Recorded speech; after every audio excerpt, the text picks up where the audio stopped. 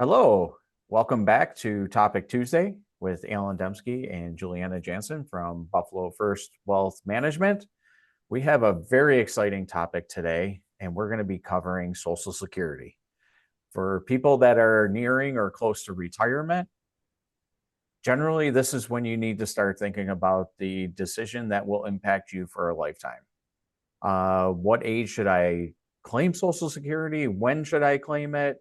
And all the intricacies of claiming Social Security. We're going to keep this at a 10,000 foot overview because we're not going to, because each person is individualized when it comes to Social Security.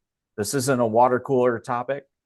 This is a personal and family decision when claiming Social Security. And we're going to talk about why and when and some pros and cons.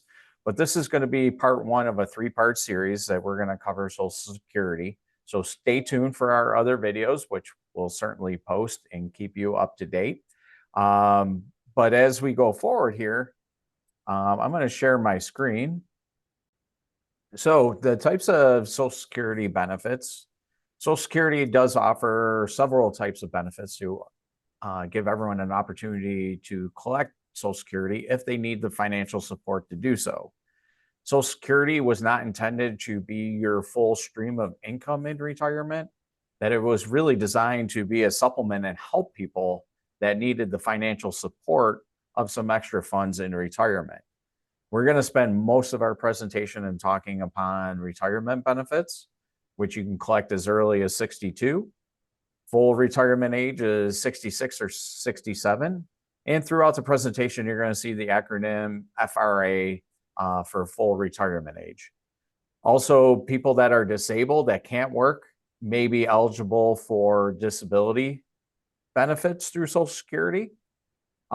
People that have limited income and resources that are disabled, blind, or 65 and older might be eligible for Social Security income, SSI.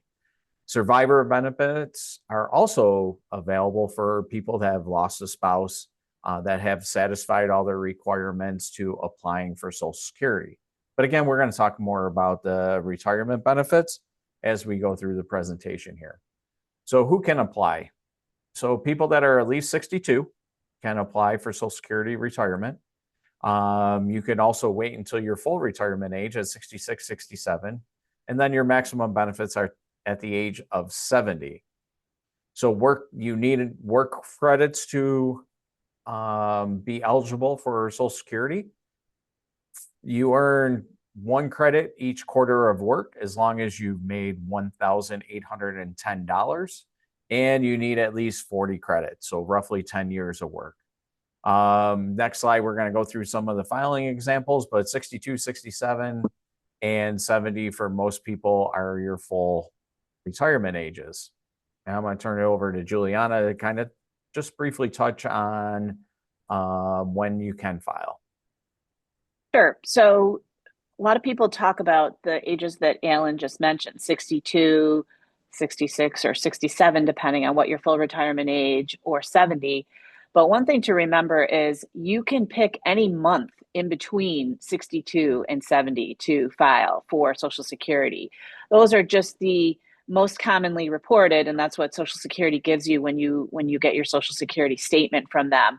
And they're good talking points just to give you an idea of what your benefits will do if you wait longer versus taking it early. So in the example that we have here, Maria, our worker, if she were to take Social Security at her early filing age at 62, she would receive $2,100, which basically reduces her full retirement benefits by 30%. Her full retirement age, because she was born in 1960 or later, is 67. And if she waits till her full retirement age, you can see she gets $900 more per month if she waits until 67. If she delays until 70, then she gets an additional 24% on top of her $3,000 retirement Social Security benefit, all the way up to $3,720. So when we talk about in our next video, we're going to talk about some of the considerations that need to be taken into account by each worker. And we'll also see that it's not just an individual decision. If you're married, it becomes a joint decision in terms of what spouse should take Social Security when. Yeah, and I think the part that we want to explain to people is that these are just examples. These are not necessarily any specific amount, but the thing that the reduction and then the increase are ballparks, because this is not including inflation numbers. A few years ago, inflation numbers adjusted were upwards of 4%. Last year was what, 2.3% increase from inflation. So you got to kind of consider that in addition to the reduction in benefits at those certain ages. Yeah, definitely. Which certainly makes the decision a little bit harder. But if you get your statement, you can see those numbers when you get your annual statement, or you can go register at ssa.gov to get an update on an annual basis of what your numbers will be.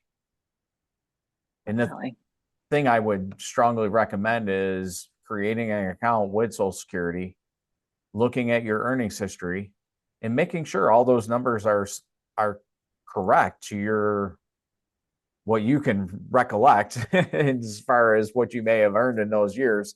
Some of those may surprise you, good or bad, of what your actual earnings were reported to the IRS. But if there is a surpriser, certainly reach out to Social Security and provide the documentation if there are years that are wrong.